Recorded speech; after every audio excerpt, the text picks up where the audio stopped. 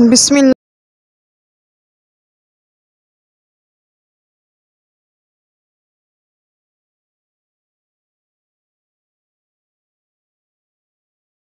گناہ گار کا واقعہ بیان کروں گی۔ حدیث شریف میں آتا ہے، حضرت ابن عمر رضی اللہ تعالیٰ عنہ فرماتے ہیں کہ اگر میں یہ حدیث حضور اکرم صلی اللہ علیہ وآلہ وسلم سے ایک دو بار سنا ہوتا تو میں بیان نہ کرتا، لیکن میں نے اس حدیث کو حضور صلی اللہ علیہ وآلہ وسلم سے 7 بار سے زیادہ سنا ہے۔ میں نے آپ صلی اللہ علیہ وآلہ وسلم کو فرماتے ہوئے یہ سنا کہ بنی اسرائیل میں کفل نامی ایک شخص تھا جو کسی قسم کے گناہ سے نہیں بچتا تھا۔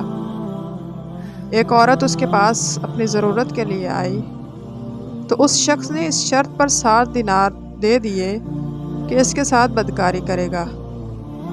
جب یہ شخص بدکاری کے لیے اس عورت پر بیٹھنے لگا تو عورت کانپتی ہوئی رونے لگی۔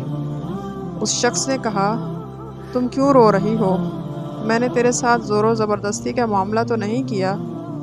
عورت نے کہا، ایسا تو نہیں کیا، لیکن میں نے زندگی میں ایسا عمل کبھی نہیں کیا، مگر آج سخت ضرورت نے مجھے اس کام پر مجبور کر دیا۔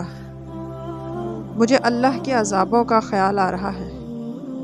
اس کام کو ہمارے خالق نے حرام قرار دیا ہے۔ میں بھی اپنی ضرورت سے مجبور ہو کر اس برے کام کے لیے تیار ہوگی۔ اب اللہ کا خوف مجھے بے چین کیے دیتا ہے۔ ہائے، آج وہ گھڑی کا لطف مستقل جان کا روگ بن جائے گا۔ اے کفل، اللہ کے لیے اس بدکاری سے باز آ جاؤ۔ اپنی اور میری جان پر رحم کر، آخر اللہ کو بھی حساب دینا ہے۔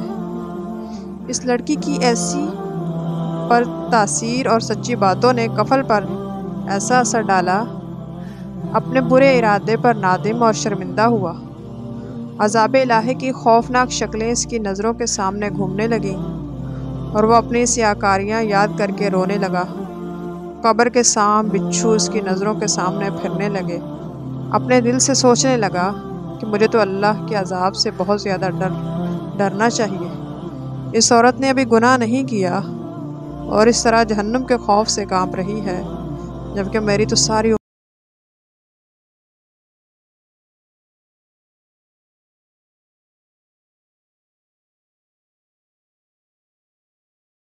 کہ آئندہ اپنے رب کی ناراضگی کا کوئی کام نہ کروں گا، اللہ کی نافرمانی کا تصور بھی دل میں نہ لاؤں گا۔ میں نے وہ رقم بھی اللہ کے واسطے تمہیں دی۔ اس کے بعد اللہ کے حضور توبہ کیا، استغفار کی، یا الہی میرے گناہوں سے درگزر فرما، میری خطائیں معاف کر دے، مجھے اپنے دامن و عفو میں چھپا لے، مجھے جہنم کے عذاب سے نجات دے۔ نبی صلی اللہ علیہ وآلہ وسلم فرماتے ہیں کہ اسی رات کفل کا انتقال ہو گیا۔ صبح لوگ دیکھتے ہیں کہ اس کے دروازے پر لکھا ہوا ہے، ان اللہ قد غفر الکفل، یعنی اللہ نے کفل کے گناہ معاف کر دیے۔ ترمذی شریف۔ اس واقعے میں اس بے کس مجبور عورت کا حال دیکھیے جس نے کبھی گناہ نہیں کیا، مگر وہ کیسے کانپ رہی ہے۔ یہ اللہ کی نافرمانی سے بچنا ہے اور عذاب کا خوف محض اللہ کے ڈر تقوی کی وجہ سے ہے۔ ارشاد باری تعالیٰ ہے، وَمَن يَتَّقِ اللَّهَ يَجْعَل لَّهُ مَخْرَجًا، سورۃ طلاق۔ جو اللہ سے ڈرتا ہے، اللہ اس کے لیے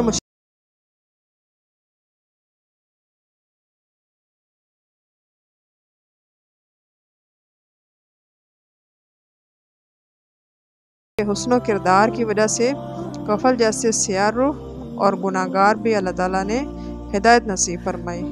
اس کے علاوہ اس کی بخشش کا بھی قدرتی طور پر اعلان کر دیا۔ تقوی انسان کو ایسے ہی جذبات، احساسات سے آگاہ کرتا ہے کہ وہ اللہ کی نافرمانی کی جرات نہیں کر سکتا۔ ایسے ہی لوگوں کے گناہ اللہ تعالیٰ معاف کر دیتا ہے اور ان کے لیے اجر عظیم اور خوشخبری ہے۔ صحابہ کرام کے بعض واقعات سیرت کی کتابوں میں بھرے پڑے ہیں۔ مسلمان ہونے کے بعد اس کی حسب سابق کچھ خواتین نے گناہ کی دعوت دی، مگر انہوں نے انکار کیا۔ یہ سب وہ کردار ہیں جو تقوی کی بدولت وجود میں آتے ہیں۔ اسلام ایسی ہی صورت کی توقع ہر مسلمان سے کرتا ہے۔